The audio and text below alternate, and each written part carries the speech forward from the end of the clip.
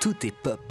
Alexandre, ce matin, vous êtes venu avec une nouvelle BD à nous présenter. Oui, à consommer sans modération, ça s'appelle Whisky-san par Fabien Rodin, Didier Alcante et Alicia Grande, c'est publié chez Grand Angle. Et c'est une histoire qui se déroule au début du XXe siècle au Japon et qui va suivre Matasaka Taketsuru.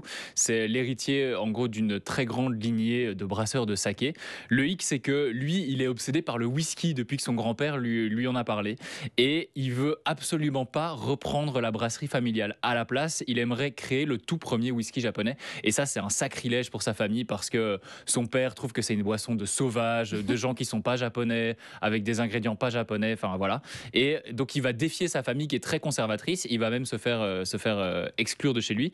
Et il va tout faire pour réaliser son rêve. Et puis la suite, ce sera à vous de la découvrir. Et le plus fou, c'est que tout est vrai.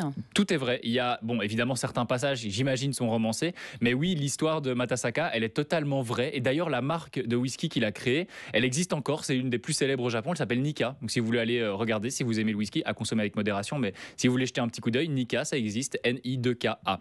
Alors, je suis pas du tout un fan de whisky et je bois même pas d'alcool, mais j'ai adoré cette BD. C'est un grand voyage dans la culture japonaise. On apprend aussi plein de choses, que ce soit sur le whisky ou pas d'ailleurs. Il y a tout le contexte historique et captivant avec notamment les relations entre le Japon et l'Occident. La première fois que les Occidentaux ont débarqué au Japon. Il y a la Première Guerre mondiale aussi. C'est une BD qui est super bien documentée. J'imagine qu'ils ont fait un grand travail de recherche. Le personnage de Matasaka, il a ce truc touchant et attachant parce que en fait, il a une détermination sans faille, quoi. On n'arrête pas de lui dire qu'il est fou, qu'il va jamais y arriver, que ça n'a aucun sens. Et il se laisse pas abattre. C'est le genre de lecture, je trouve, qui fait du bien parce qu'on se dit que on peut réaliser ses rêves si on y croit jusqu'au bout. Ça fait du bien de lire ça de temps en temps. Et alors, ce qui m'a bluffé dans Whisky-san, vraiment, ce sont les dessins et le découpage. Les dessins sont vraiment magnifiques parce que c'est pile à mi-chemin, je trouve, entre la bande dessinée et le manga. D'ailleurs, Alicia Grande, elle a dit qu'elle était fan de manga. Je trouve que ça se ressent dans cette BD. Et le découpage, je vous disais, est génial aussi parce qu'il y a presque un côté série télé, en fait. Pour vous donner un exemple, d'ailleurs, on peut voir la page si vous nous regardez sur LN24. Au début de la BD, il y a un personnage qui fait tourner le whisky dans son verre.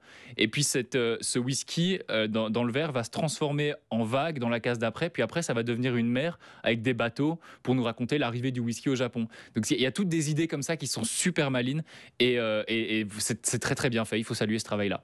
Et donc, au final, il y a rien à redire, quoi. On consomme sans modération, comme vous aviez dit. Eh ben pour une fois, non. D'habitude, j'aime bien chipoter, mais là, c'est vraiment très très bien. J'ai adoré du début à la fin. Tout est là. Il y a l'histoire, il y a les dessins, il y a l'émotion.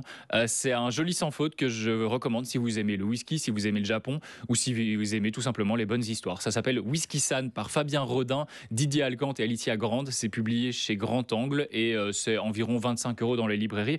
Vraiment une très très belle découverte. Et chouette puis histoire. Une histoire vraie aussi, donc ça a aussi ce petit charme. Et on apprend des choses même sur par exemple la méthode de fabrication du saké au Japon. Enfin, il y a plein de trucs sur les différents types de saké japonais. Vous allez apprendre plein de choses sur la culture nippone. J'ai trouvé ça captivant. Elle est top.